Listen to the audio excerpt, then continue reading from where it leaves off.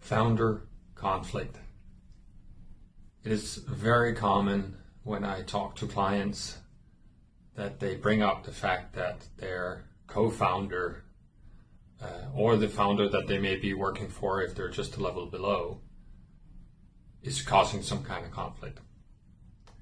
And conflict is an interesting thing, right? Because who is causing it is actually the wrong way to approach it. There are two people in some kind of work relationship or in a dialogue, and for whatever reason, they don't see eye to eye. They're not at the same level of either understanding or appreciation of what the other person brings to the table. And so the first thing I first I listen when a founder brings up that her co-founder or his co-founder is a challenge in some way. I listen to what they're actually saying. And oftentimes it's a growth problem. It's because they've gone from being, the two people in the garage, best friends, to now becoming more of like business partners. The conversations that they have are different. It's more about running larger operations that requires a different skill set, that requires a different dialogue. And so what we try to do is we go in and say, all right, so let's say that your co-founder is not up to the task. She is overwhelmed. She doesn't necessarily follow through on the things you agree to.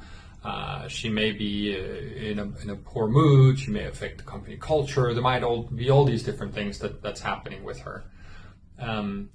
So oftentimes my client has a hard time doing something about that because they feel a sense of loyalty and they of course care for this person. So they don't just want to sit them down and be like, listen, this is not working anymore, you gotta go.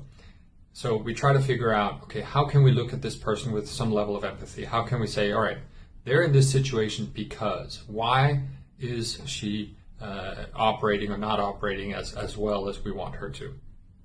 And oftentimes it's literally because the ship that they're sailing has gotten too big and there are too many things that they don't know how to do. But they also don't necessarily feel like there's room and space to ask for help. And they certainly do not want to raise their hand and saying, you know what, I don't think I'm up for this task. Maybe I should be doing something else for the firm. So as we've established that, we then get into, okay, how can we help this person move on to something that's better for them and better for the business? And that is a tough conversation to have. And so I get involved and I spend time with each of the co-founders and individually, and sometimes I spend time with them collectively as well. And we're like, all right, we all have to take the perspective of what's best for the business. Are there any things that we need to be doing differently?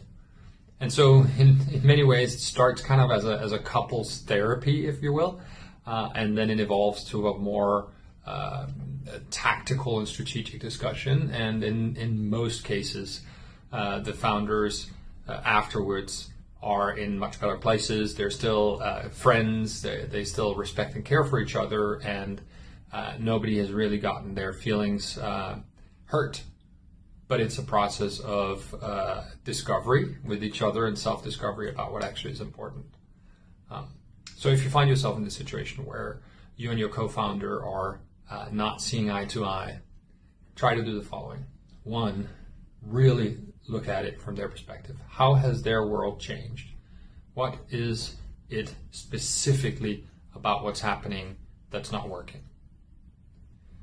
Second, how are you contributing to that? So the role that you're playing in the business, the things that you're doing, how could that be contributing perhaps to this being difficult for the other person to execute or to be in the mindset that you both actually want or that you're asking them to do? And then third, what are the options from here? The person leaves the business, the person does something else in the business, you leave the business, you do something else in the business. Look at all the different components and try to find a way to say, what is the best thing for the company?